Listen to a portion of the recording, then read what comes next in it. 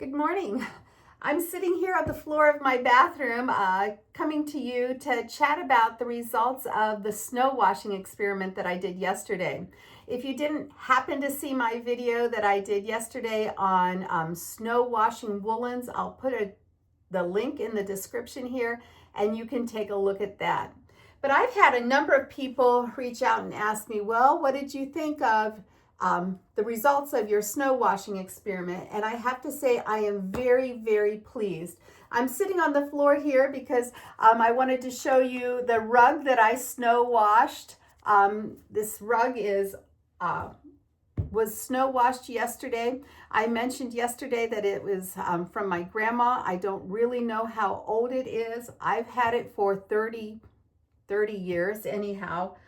It hasn't been on the floor for 30 years, but I've never washed it. I didn't know how to wash wool, but yesterday I put it out in the snow, put the snow and, rubbed the broom across it. And when I put it out to dry here in the bathroom, and then this morning I placed it on the floor and walked on it and thought, oh my goodness, it was so soft to my feet.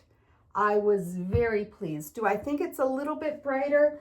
I think it is a little bit brighter and cleaner, but the biggest notice I'm having on the rug is that it feels very soft. And I'm having the same kind of thoughts with the sweater I have on. This is the one sweater that I snow washed yesterday, and I'm pleased with the fact that it is, I know it's clean now. I didn't really notice that it had any type of odor, but it does kind of smell a little bit fresher, a little bit more like, fresh outside scent. One of the things though that I noticed is it feels like it's got its shape back a little bit. I've worn this sweater so many times that it was kind of getting that whole, tugged, rolled sleeves, kind of, on off kind of misshapenness. And I did not block it. I just laid it out on the mat and let it air dry. And I feel like the shape has returned to it. I also feel similar to what I'm saying about the rug. It feels softer. So I'm pretty tickled about that. So then I did all these socks, and I'm very pleased with the way the socks look. Now yesterday, before I remembered I wanted to do that snow washing experiment, I had run a small sink full of water for a wool wash.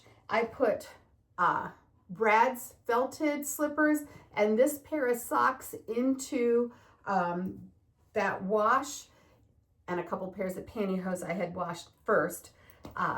And they took longer to dry, again, because the fabric or the fibers were fully saturated.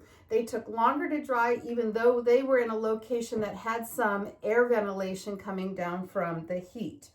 The ones that I did the snow wash, I laid them in a room that did not, it's heated, but it didn't have any air moving on it, and they dried much faster. And the other thing I noticed is they seem to be more in the sock shape. Again, I didn't block these, but just laid them out on the mat, and they seem to have had a nice shaping. Now there was one pair of socks, and again, I'm not sure why I thought knitting heels and toes in a light cream colored yarn was a good idea, but I did. And I did feel like maybe this pair did not quite get as clean as I'd like. So I am going to snow wash them today.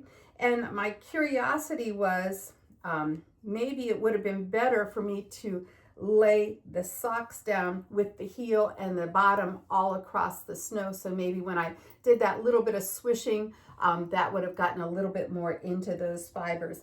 But as I'm looking at these other light colored socks with heels and toes, they look great.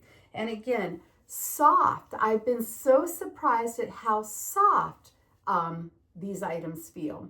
So if you wanted to give this a try, there's still plenty of snow out there, at least in Ohio where I am. So again, I hope you give this a try and you get as good a results as I have.